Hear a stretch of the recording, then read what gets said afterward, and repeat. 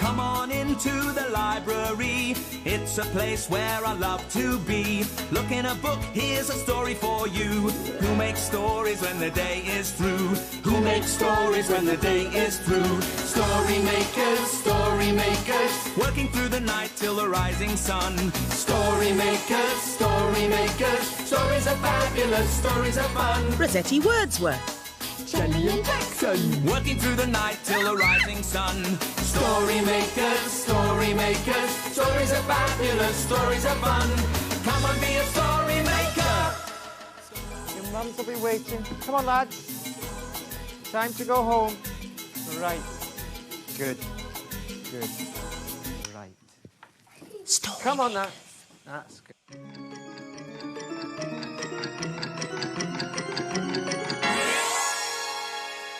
Story maker.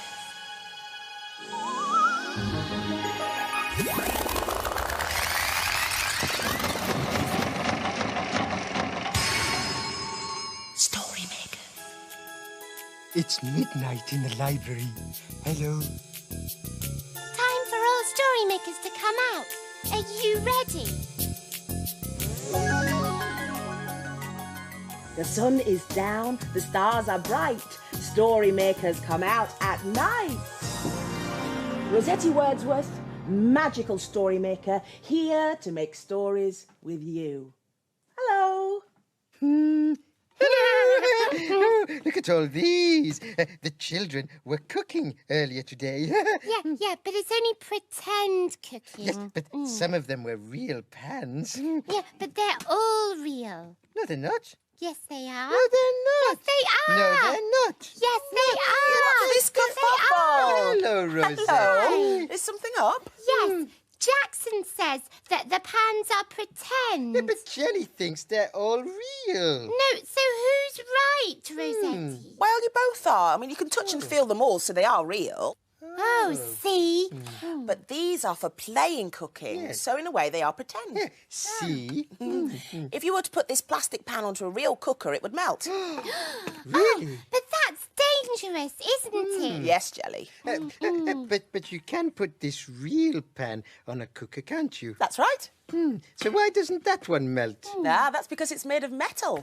Oh, I know. Jackson, you can have all the metal things. Yeah, and I can have all the plastic. Yeah. Oh, Rossetti, will you help us? Yes, I will. Ah, but first, pan. Pan, it rhymes with... Oh, Man. Oh, good. oh, I've got one too.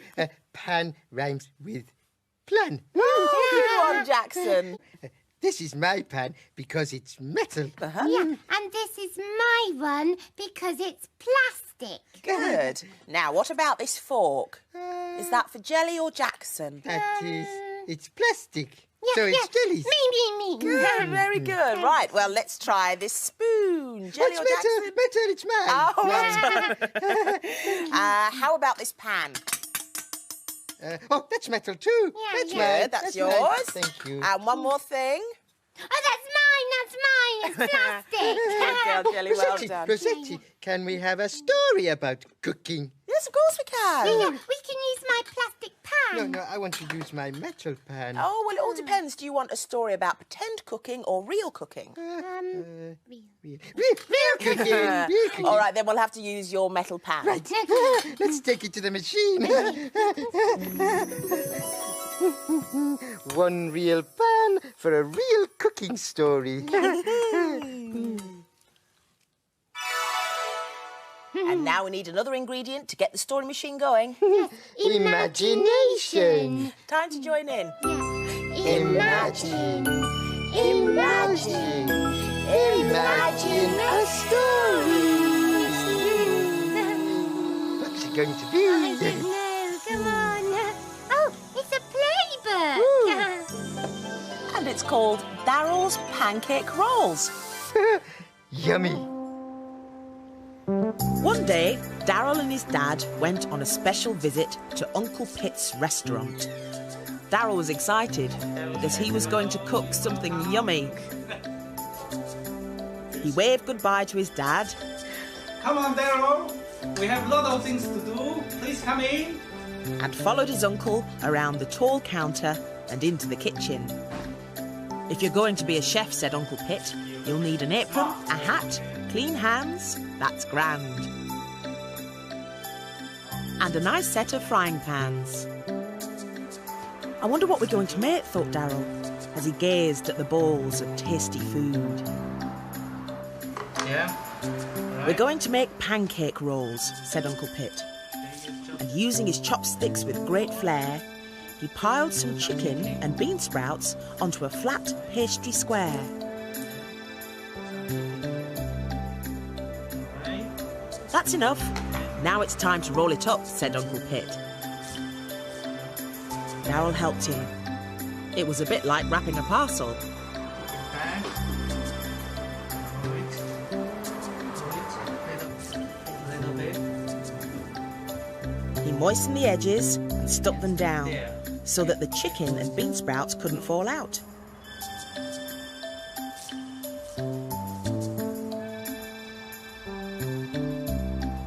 Darryl made 2 more himself. Well, he didn't need much help. One with juicy pork,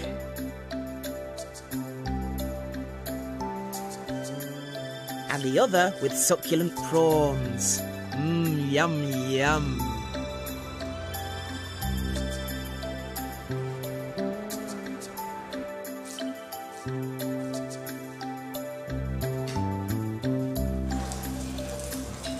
Now it's time to cook them, said Uncle Pitt. The pancake rolls crackled and sizzled in the oil until they were crispy and golden. Then they were put on a shiny silver plate, ready for tasting. The bell rang. A customer had come. It was Darryl's dad. Look, Dad, I've cooked us lunch.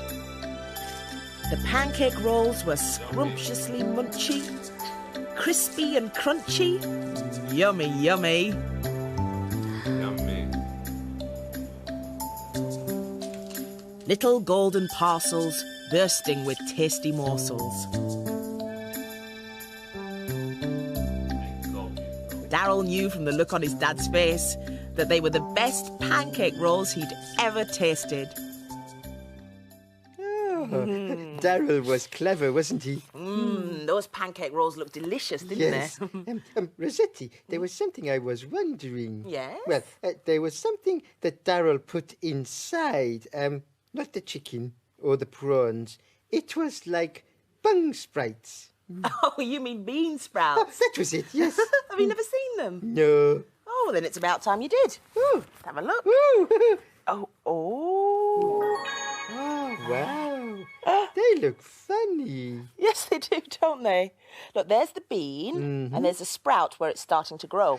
Oh, can I taste one? Yes. Thank you. Tasty? Yes. Can I show some to jelly, please? Of course. Thank you. Now, what shall I put in my pancake? Oh, jelly. What are you doing? Well, I'm cooking a pancake. Yeah, but it's only pretend. Yeah, in my plastic pan. Would you like to cook a bean sprout or two? No. I've got some pretend cheese here. Yeah, can you put it in my pan for me? Oh, yes, of course. Oh, yeah, that looks delicious. It's going to be really tasty. But you can't eat it. No, I know that. Yeah, but I want to use it to make a story. Oh. Yeah, will you help me? Oh, yes, of course. Come on. Let's take it to the machine. Yeah. Shall I put the pan in the machine, Jelly? No. Just put the cheese pancake. Okay. In it goes. Will you help us make a story? Yes. Yeah? Join in with the magic words. Imagine. Imagine a story. Oh, here it goes. It's a Kevin the Spaceman story. Oh, and it's called Is It Cheese? Oh, it worked. Kevin and Spanner. in space to explore, seeking out planets never heard of before.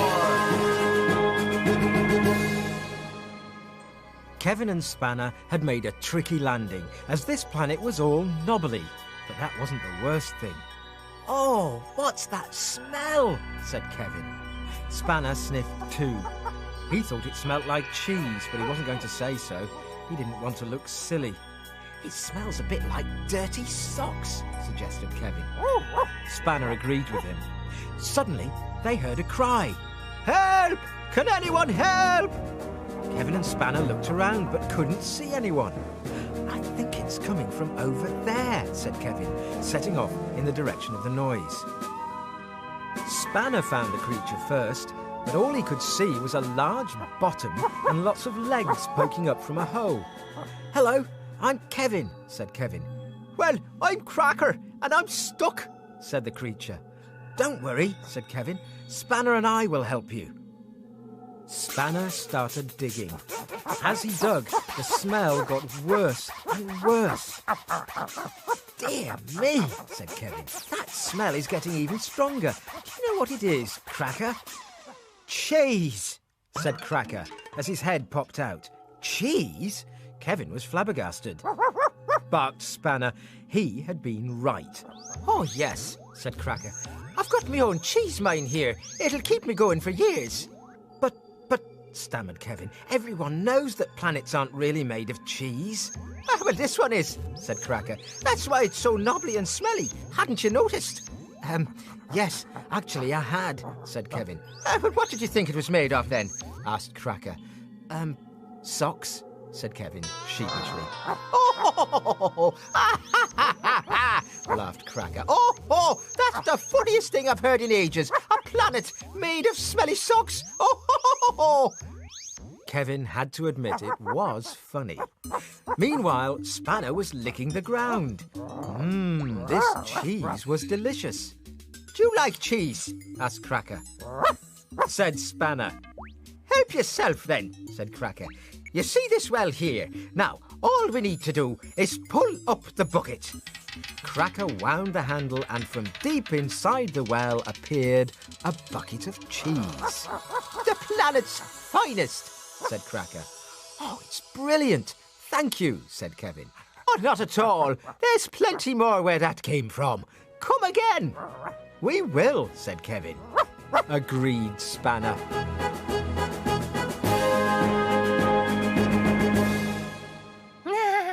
Oh, I wish I had a cheese mine. I'd like to meet that alien. Yes, it was funny, wasn't it? Rossetti, I'm feeling a bit cold. Yes, so am I. Yes, there's definitely a chill in the air tonight. Yeah. Do you think it might snow?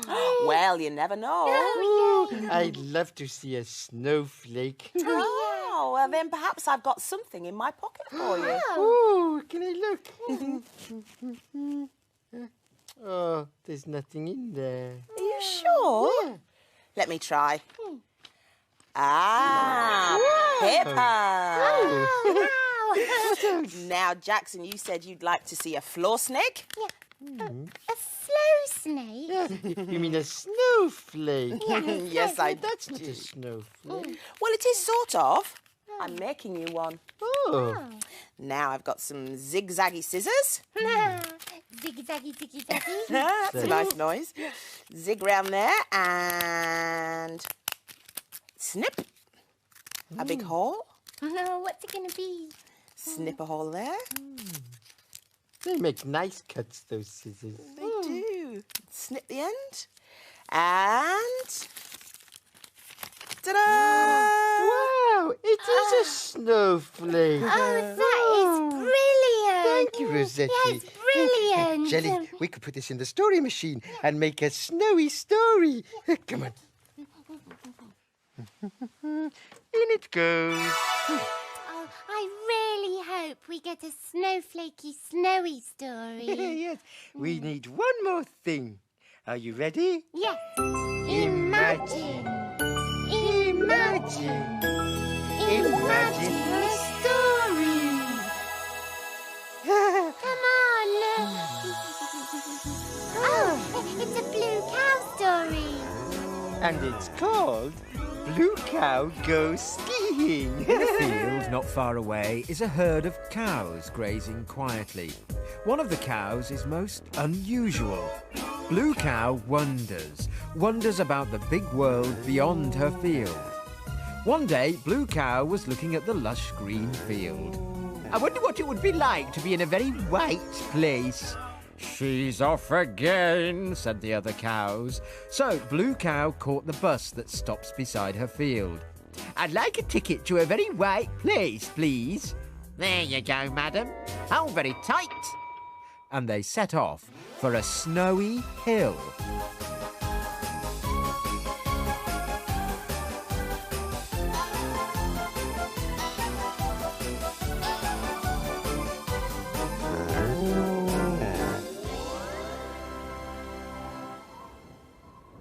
And then they arrived.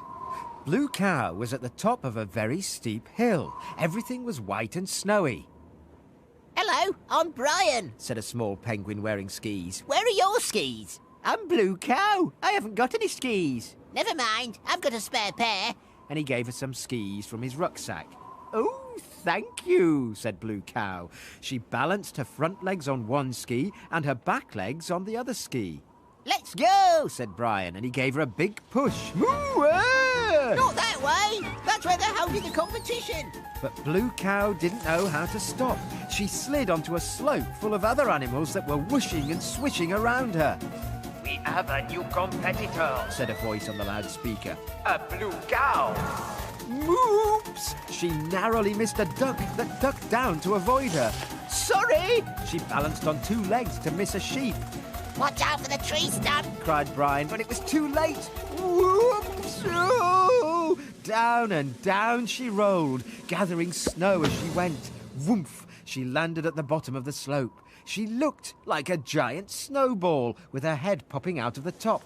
Oh, congratulations! You've won a special prize for the most original way to make a snowman, said Brian, giving Blue Cow a red rosette. Oh, thanks. That was fun. But perhaps I'll take some lessons before I try skiing again.